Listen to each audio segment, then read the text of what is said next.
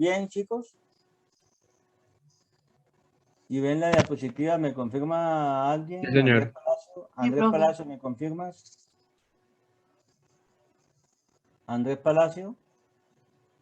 Sí, doctor. Sí, Gracias, muy amable.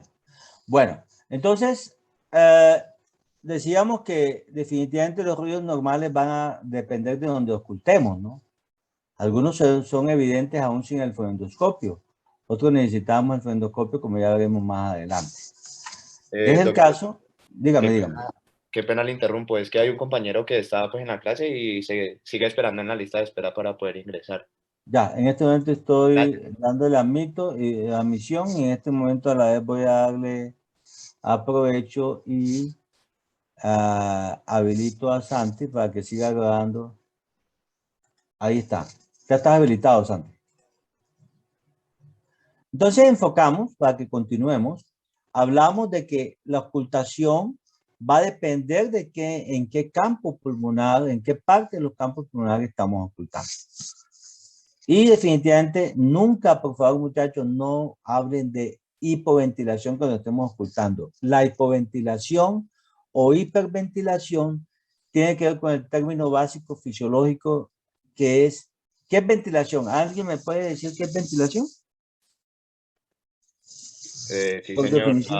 La ventilación es el proceso por el cual entra el aire al cuerpo y a los pulmones. Sí y no. Realmente, por definición, ventilación es el número de respiraciones por minuto.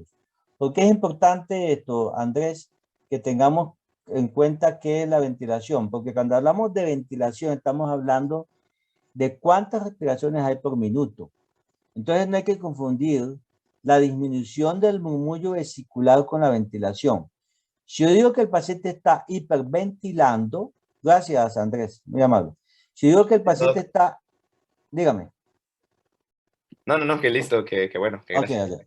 Si yo digo que el paciente está hiperventilando, es que está aumentando la frecuencia respiratoria. Ya veíamos ejemplos en los cuales la hiperventilación no es más que un intento del organismo de producir alcalosis respiratoria para compensar la acidosis metabólica. En aquellos casos acidóticos de base, como son una cetoacidosis diabética, una deshidratación severa, etcétera, etcétera. Entonces, no me digan nunca que estoy ocultando hipoventilación. Y la ventilación no se oculta, la ventilación se ve, es a la inspección.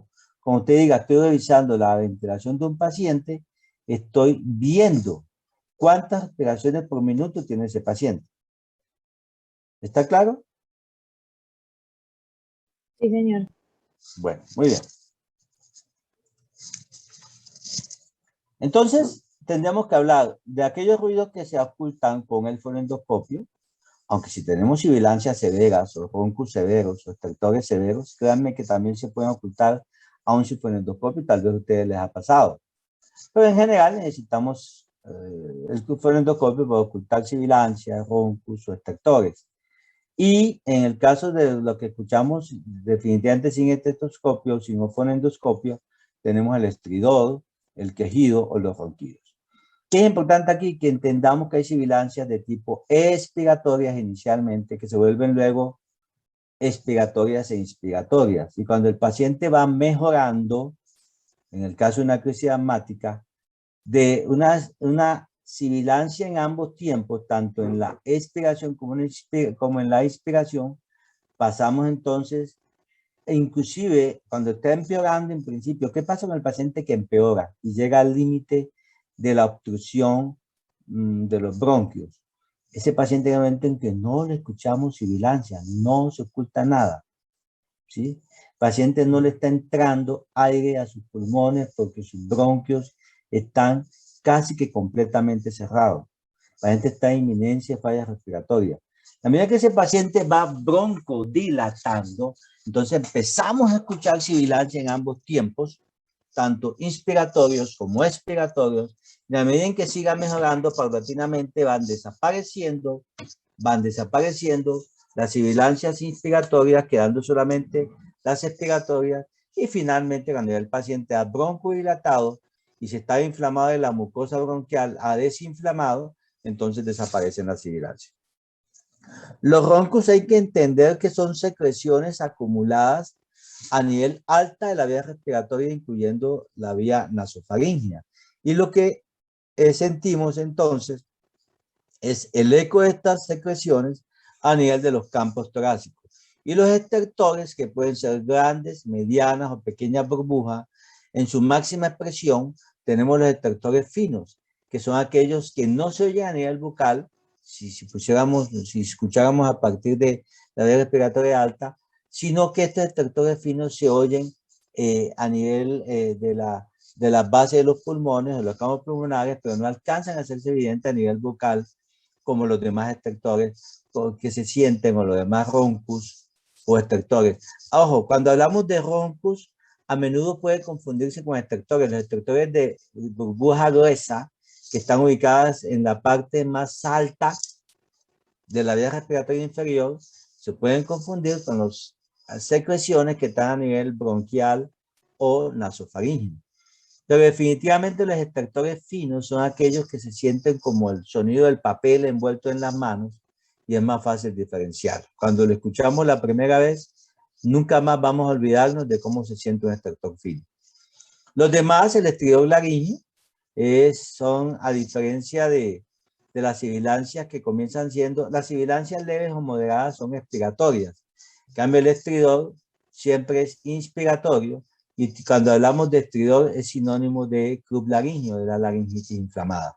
Es cuando el paciente se le apaga la voz, va a tener disfonía o puede tener afonía, ausencia completamente de la voz, porque las cuerdas vocales que están ubicadas en la laringe se inflaman y producen esa disfonía o esa afonía.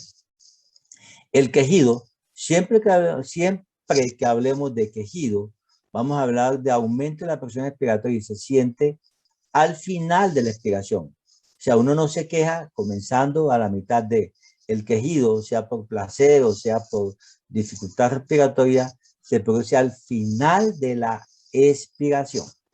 Los ronquidos pueden ser inspiratorios o pueden ser expiratorios. Definitivamente los que tienen que ver de manera directa y casi que patognomónicamente con la apnea del sueño son los ronquidos de tipo expiratorio. Entonces es importante que aprendan a diferenciar la sibilancia, los estertores, los estridores, los quejidos, los ronquidos, y son inspiratorios y son expiratorios, porque finalmente el que se familiaricen con esos tiempos de inspiración, de expiración, es lo que le va a permitir entender más la fisiopatología y llegar más fácil y más rápidamente al diagnóstico y por supuesto al tratamiento adecuado de todas y cada una de estas patologías respiratorias.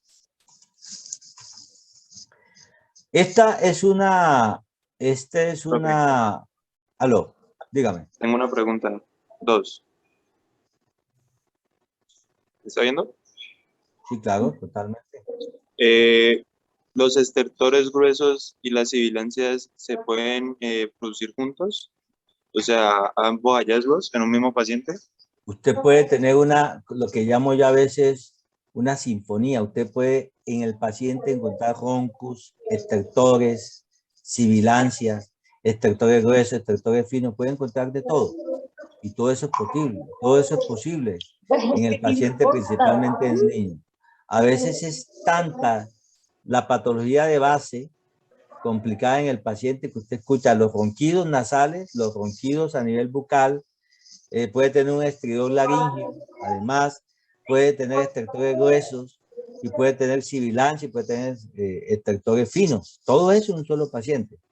Es el caso de los pacientes, por ejemplo, con una laringotraqueobronquiolitis sobreinfectada.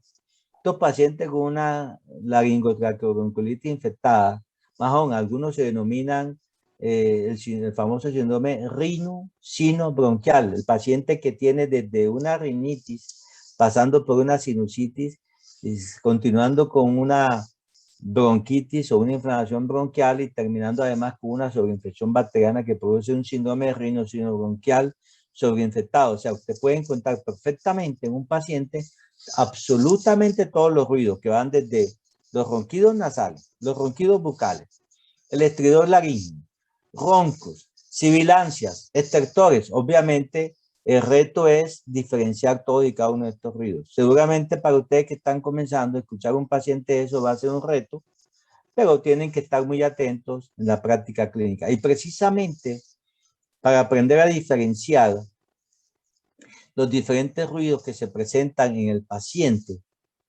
hay que irse y quiero donarles, regalarles este link de YouTube para que lo escuchen. No sonido en vivo, sino ahí sí pónganse unos auriculares, ¿sí?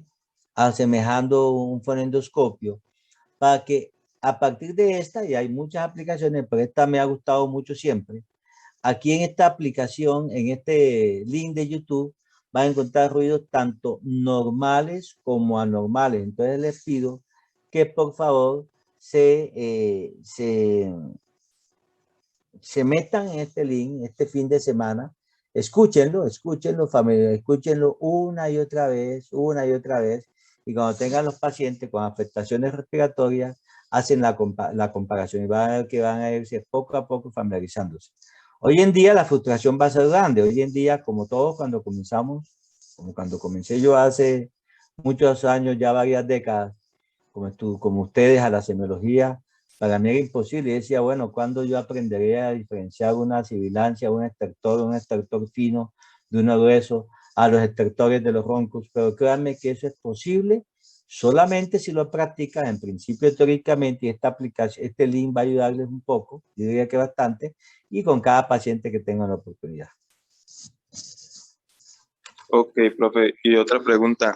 ¿Los estertores tienen que presentarse continuos, o sea, en cada ventilación, o puede presentarse en una sí, en otra no?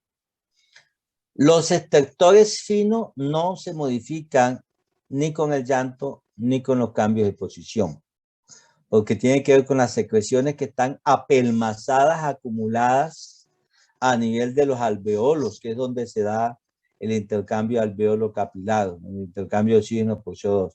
Esos estertores finos, no importa que el niño llore, patalee, se quedó dormido, se despertó, o inclusive le hicieron terapia, esos estertores finos no van a cambiar tan fácilmente de un momento a otro. Puede que cambien paulatinamente con el paso de las horas o el paso de los días. En cambio, aquellos ruidos que usted oculta inicialmente y que usted dice, ¿serán estertores? ¿Serán roncos? Entonces, después que el niño presenta un llanto o le hacen terapia respiratoria o el niño tiene una tos que hace que se movilicen esas secreciones, usted vuelve y oculta y va a darse cuenta que esos estertores cambiaron. O sea, definitivamente los estertores no cambian de un momento a otro, ¿sí? Si son finos. Los que cambian serían estertores gruesos que se movilizan más fácilmente o aquellos roncos que tienen que ver con el eco que se produce a nivel del tórax por las secreciones que están acumuladas a nivel nasofaríngeo. Las sibilancias tampoco cambian de un momento a otro, ¿no? Las sibilancias tienen que ver con el fenómeno de la disminución de la luz del bronquio y que se ve afectado primero por la... ¿Por qué se presenta la sibilancia? Por el efecto de flauta que produce la disminución del lumen bronquial. El lumen bronquial disminuye por muchos aspectos, obviamente por la presencia de secreciones, pero básicamente y principalmente, primordialmente, se presenta por la broncoconstricción, o sea, por la constricción del músculo liso del bronquio en las primeras horas, y a partir de las 4 horas en adelante, además de la broncoconstricción, se empieza a presentar un edema de la mucosa bronquial. Entonces, tanto la constricción del músculo liso del bronquio en principio, como el edema de la mucosa bronquial son los que van a disminuir la luz del bronquio y van a producir esa sibilancia. Entonces, usted entenderá que esa disminución, a expensas de esa constricción y a expensas de ese edema de la mucosa bronquial, no se va a resolver de un segundo a otro. En cambio, si son secreciones nasofaríngeas o si son secreciones bronquiales altas a nivel de la tráquea, con la tos, con el llanto o con una terapia respiratoria, sí se van a cambiar, a modificar o a resolver de un momento a otro. Esa sería la principal explicación de esa situación. ¿Oíste, Douglas? Listo, profe, gracias. Bueno, muchachos, en ambas diapositivas, en ambas charlas, les tengo unas diapositivas suficientemente ilustradas En ambas hay una referencia bibliográfica. Insisto, no pretendan leer de memoria. Yo le he leído muchas veces estas bibliografías y las sigo leyendo, pero la idea no es aprendérselas de memoria, es simplemente que en aquellas dudas presentes tengan acceso a una bibliografía que yo he consultado debidamente y que están validadas académicamente. En todo caso, chicos, que tengan un feliz fin de semana. Por favor, estudien juiciosos. Dios me los bendiga y estaremos viéndonos en los próximos días nuevamente en las prácticas clínicas. Cualquier cosa, quedo atento. Todos tienen mi teléfono. Si alguien no lo tiene, por favor, compartirlo con quien no lo tengan. Intentemos comunicarnos a través de su representante principal de Ana Sofía, pero igual cualquiera de ustedes, si considera estrictamente necesario y pertinente, puede llamarme cuando sea necesario y con mucho gusto les estaré atendiendo. Dios me los bendiga, que tengan un feliz fin de semana. Listo, profe, Gracias, muchas profe. gracias. Hasta luego. Muchísimas gracias. Doctor, gracias. Hasta luego, que Con esté bien. mucho gusto. Muchas gracias. Hasta luego. Gracias, profe. Hasta luego. Hasta luego.